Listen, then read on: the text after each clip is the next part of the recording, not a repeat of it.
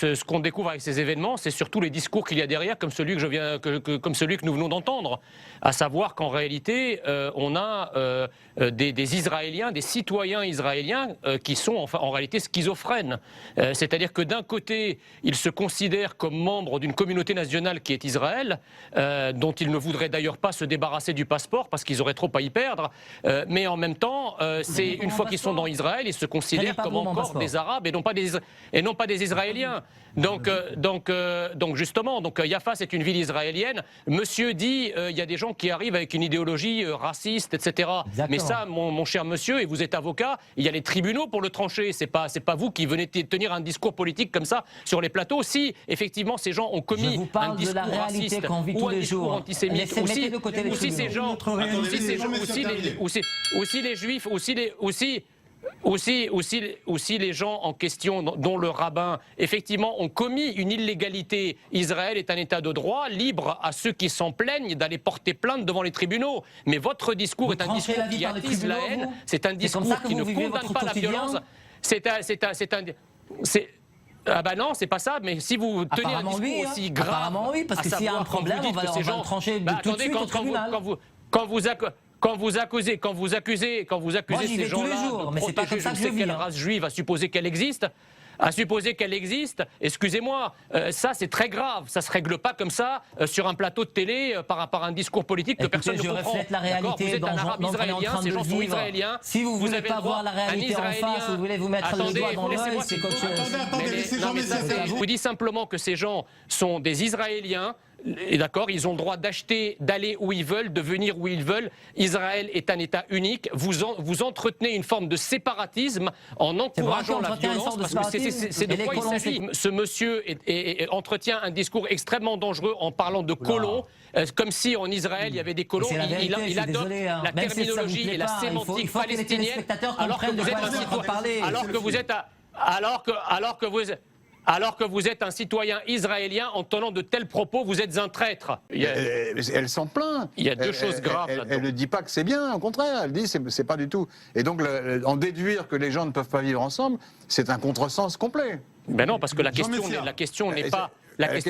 Qu'est-ce qu'elle veut, cette dame? Mais la question n'est pas... qu'elle veut? Mais je peux vous répondre. La question n'est pas si c'est pourquoi cette dame se demande s'il n'y a pas de pierre dans son quartier. La question, c'est pourquoi il n'y a plus de pierre dans ces quartiers. Alors là, évidemment, la réponse est beaucoup plus emmerdante. Parce que si on dit pourquoi il n'y a plus de pierre dans ces quartiers, ça c'est beaucoup plus compliqué. Ça veut dire qu'ils en ont été chassés. Et d'ailleurs, les pierres, quelle que soit leur origine, c'est-à-dire que ce sont des quartiers qui sont devenus des zones invivables, et qu'à chaque fois que les gens peuvent en partir, quelle que soit leur origine, ils s'en vont. Ce sont des quartiers de non-droit et très souvent des quartiers de non-France où ils restent, où règne sur ces territoires autre chose que la France.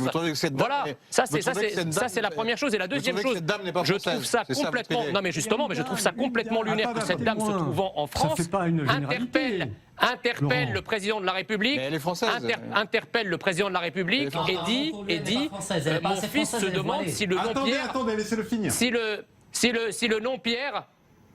le nom Pierre est un nom français, c'est comme si moi en Israël, c'est pas elle, c'est son fils. C'est comme si un arabe israélien, c'est comme si c'est son fils. Elle a dit mon fils. Elle a dit son fils. Voilà. Oui, donc non, je sais ce que je dis. C'est comme si le fils de monsieur. J'ai dit le fils.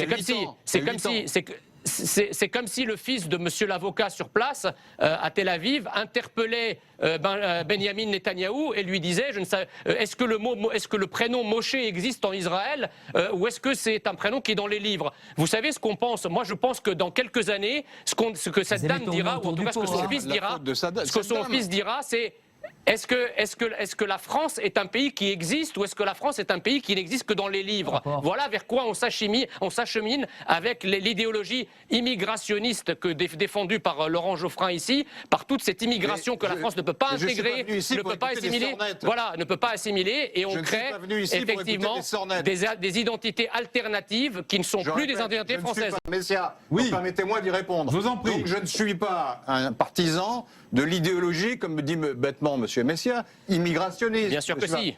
Vous avez encouragé ça pendant des décennies. Vous dites ça comme ça et puis vous ne démontrez rien. Vous dites ça pendant des décennies. Le socialisme a été favorable à l'immigration. Mais non, non, mais moi, vous emmerde. non, mais d'accord. Je ne vous écoute plus. Et le socialisme a emmerdé.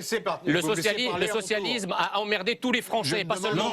Le sujet, c'est les gens qui savent pourquoi. Non, mais pourquoi ceux qui s'appellent Pierre ont fui ces quartiers? C'est ça la question. Les gens qui s'appellent Pierre ont fui ces quartiers. Et peut-être aussi ceux qui s'appellent Motion ont fui le quartier. Ils ont fui le quartier parce qu'ils sont persona non grata, voilà. Le fait qu'il est devenu impossible, plus de 80% des gens qui nous répondent oui, c'est devenu impossible. Alors est-ce que vous jetez ça à la poubelle, même si ça vaut ce que ça vaut? Ça vaut pas grand-chose, hein. Il faut le dire, il faut être honnête et honnête.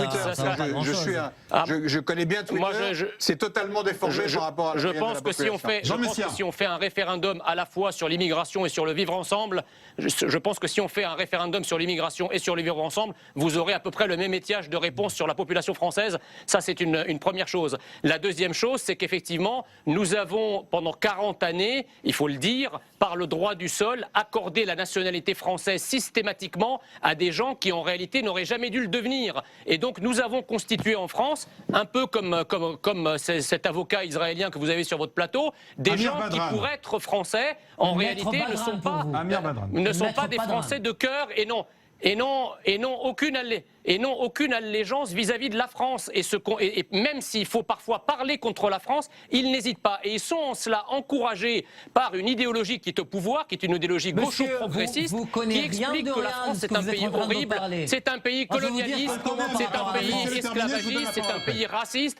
Et donc on a en France, par le bas, si vous voulez, l'islamisation croissante de la société, et par le haut, effectivement, la gauche et les progressistes qui encouragent ça. Et aujourd'hui, nous avons cet axe de Tel Aviv à Paris, cet axe de l'islamo-gauchisme qui est ici représenté. Mais il faut connaître un peu l'histoire du pays et l'histoire de France. Il a fallu 20 ans pour coloniser l'Algérie. Il y a eu des massacres épouvantables, les enfumades dans les grottes où il y a des villages entiers qui étaient... C'était des chambres à gaz de l'époque, quoi, si vous voulez. Les gens étaient enfermés.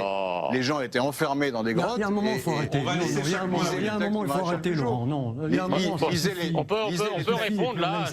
Mais c'est un fait. Je n'arrête. Vous ne connaissez pas l'histoire. Comme dirait Laurent Geoffrin, je ne cesse d'entendre un tissu de bêtises de la part de Laurent Geoffrin. Est-ce qu'il est vrai ou faux que la population arabe en Algérie a été maintenue hors du pouvoir politique jusqu'en 1958? D'abord, il faut... Attendez. Est-ce qu'il est vrai ou c'est faux? D'abord, quand la France est arrivée en Algérie en 1830, ce n'était qu'une plage à partir de laquelle il y avait des attaques de pirates. Et c'est pour mettre fin à ces attaques, bien sûr. C'est pour mettre fin à ces attaques. Attendez, vous parlez tous en même temps. Il faut parler de temps en temps. Est arrivé en France. Je pense que si vous voulez, alors pour revenir au débat sur la décolonisation, je pense qu'effectivement l'Algérie vit depuis 60 années sur la haine de la France, que les dirigeants faillis, puisque le FLN est un pouvoir failli, c'est une junte militaro-affairiste qui n'a jamais rien réussi en Algérie et qui à chaque fois qu'elle se trouve dans la mouise, eh bien agite le spectre de la haine anti-française. On a eu le droit il y a une semaine à ce ministre qui disait que la France était l'ennemi éternel de l'Algérie. Je note au passage qu'aucun des people, les Camélia Jordana, les Zidane, etc., qui sont promptes à s'enflammer dès qu'il y a la moindre haine du côté français, là, on ne les a pas entendus, là.